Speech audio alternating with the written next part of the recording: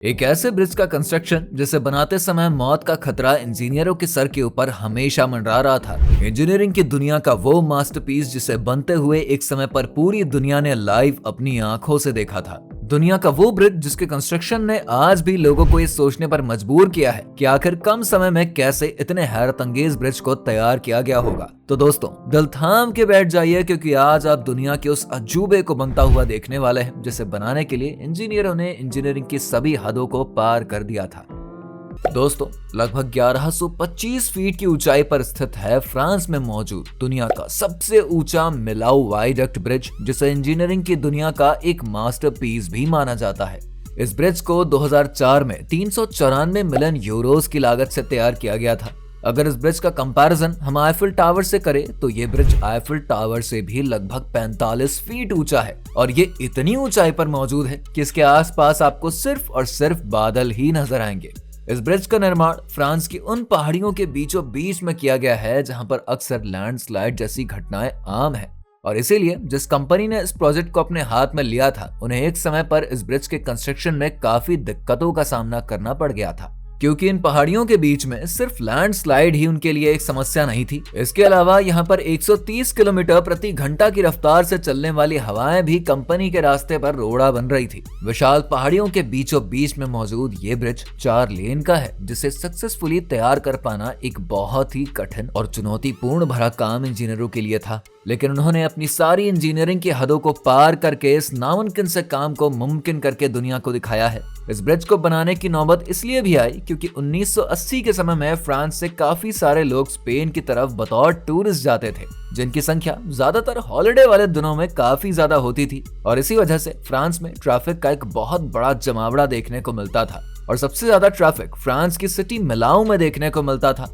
मिलाऊ city लगभग 1500 feet पहाड़ की गहराइयों में स्थित है, जहां पर सिर्फ ट्रैफिक की वजह से लगभग 6 घंटे का समय बर्बाद होता था।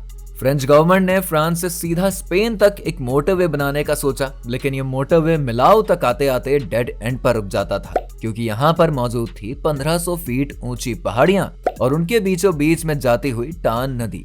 अब इस जगह को पार करने के लिए सिर्फ और सिर्फ एक ब्रिज का ही सहारा लिया जा सकता था। यहाँ पर एक ऐसे ब्रिज को बनाना था जिसकी ऊंचाई इन पहाड़ों जितनी हो। ये काम जितना आसान लग रहा था उतना था नहीं, लेकिन बढ़ते ट्रैफिक की समस्या को देखते हुए फ्रेंच गवर्नमेंट को हर हाल में इस ब्रिज को बनाना ही पड़ा।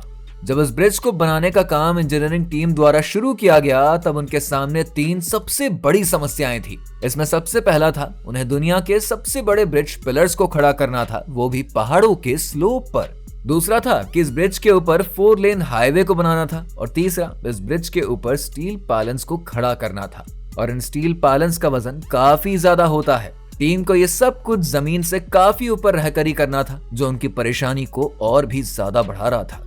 अब इस काम को मुमकिन बनाने के लिए हायर किया गया दुनिया के सबसे बेस्ट आर्किटेक्ट को, जिनका नाम था लॉर्ड नॉर्मन फॉस्टर, जो कि पूरी दुनिया में अपने ब्रिज के डिजाइन से अच्छा खासा नाम कमा चुके हैं। लॉर्ड नॉर्मन फॉस्टर ने काफी सालों का समय लिया और आखिरकार वो एक ऐसे डिजाइन को दुनिया के सामने लेकर आए जिसे देखकर हर कोई हैरान रह गया। उन्होंने इस ब्रिज के लगभग 7 पिलर्स डिजाइन किए और कहा कि इस ब्रिज के ऊपर सड़क को हम कर्व शेप में रखेंगे, जिसमें नंबर 2 पिलर की हाइट सबसे ज्यादा होगी और बाकी सारे पिलर्स को स्लोप पर बनाया जाएगा।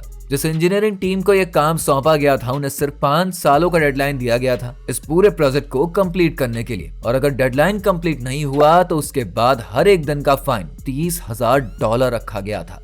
अक्टूबर 2001 के समय में इस ब्रिज के काम को शुरू किया जाता है, जिसे आने वाले 120 सालों तक के लिए बनाया जाने वाला था।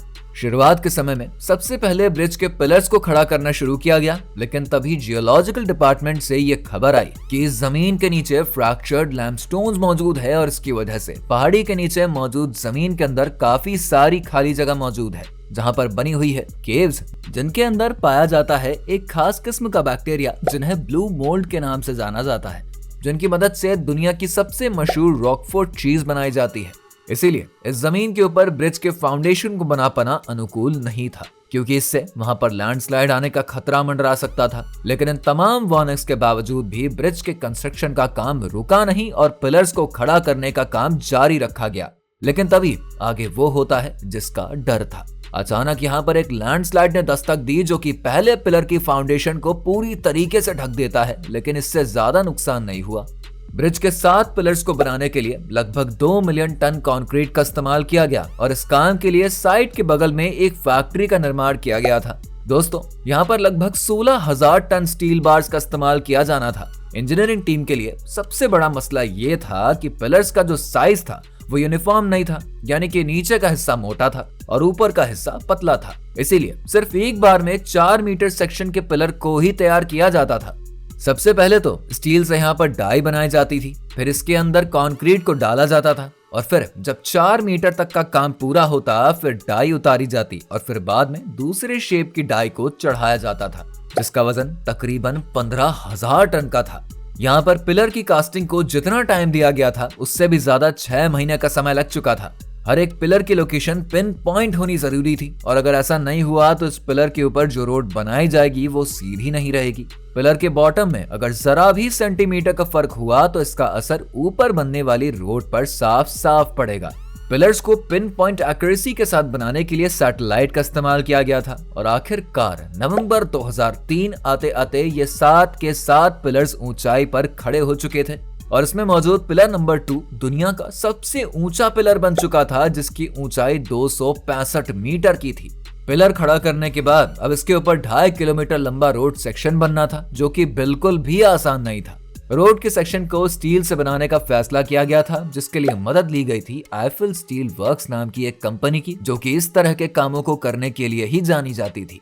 इस रोड को बनाने के लिए 2200 स्टील के अलग अलग सेक्शंस बनाए गए, जिनका डिजाइन काफी अलग था, जिनमें से हर एक सेक्शन का वजन लगभग 90 टन था, जिन्हें बहुत ही ज्यादा एक्यूरेसी के साथ तैयार किया गया था।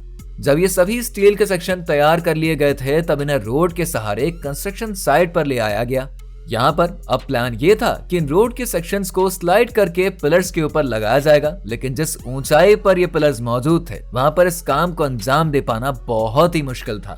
और तो और इन सभी पिलर्स के बीच में 342 मीटर का फासला भी था।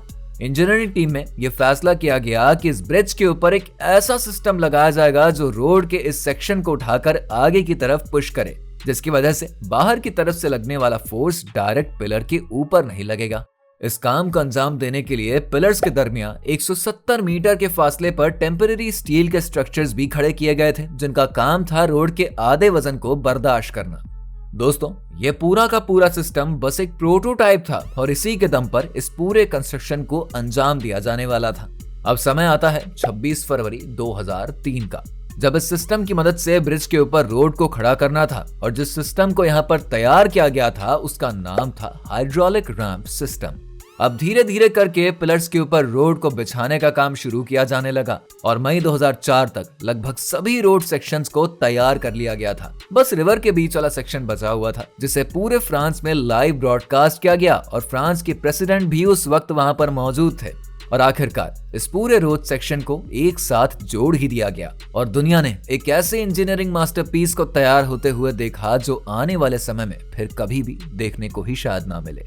तो दोस्तों, आज के इस वीडियो में हमने आपको दुनिया के सबसे बड़े ब्रिज कंस्ट्रक्शन को कैसे अंजाम दिया गया था इसके बारे में बताया। तो वीडियो अगर अच्छी लगी हो तो इसे लाइक और शेयर करके हमारे चैनल फैक्ट फिक्शन को सब्सक्राइब जरूर कर लें और साथ में बेल आइकन भी दबा दें ताकि आने वाली वीडियोस के अपडेट आपको मिलती रहे।